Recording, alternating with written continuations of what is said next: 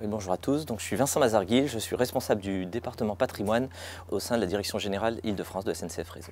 L'enjeu de la maintenance prédictive que l'on met en œuvre sur le réseau ferré national depuis maintenant 5-6 ans est d'arriver à anticiper les défaillances de nos composantes de signalisation avant que celles-ci ne surviennent. Notre réseau est équipé d'un ensemble de capteurs qui sont mis en œuvre sur les installations de signalisation, les aiguillages, les circuits de voie, et ces capteurs nous remontent des informations en temps réel sur l'état de fonctionnement de ces composants. Ça fonctionne, ça ne fonctionne pas. Et quand elle ne fonctionne pas, bien évidemment, c'est ce qu'on appelle le dérangement. Il y a un dysfonctionnement, il y a une gêne aux circulations, les signaux sont au rouge, les trains ne peuvent pas circuler.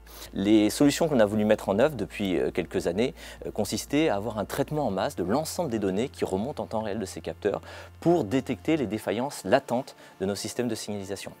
Cette détection repose sur des mesures d'intensité, de tension, de puissance au niveau des moteurs d'aiguillage. Et donc on a capitalisé sur l'ensemble de ces données-là, on les a traitées, on les a mises en forme pour les restituer vis-à-vis du mainteneur d'une manière qui lui permette immédiatement de détecter de possibles défaillances des composants. Ces informations sont transférées vers les phablettes dont les mainteneurs disposent et chaque matin, à la prise de service, les agents vont consulter l'état des capteurs et constatent qu'on a petit à petit une défaillance latente de telle ou telle composante de signalisation.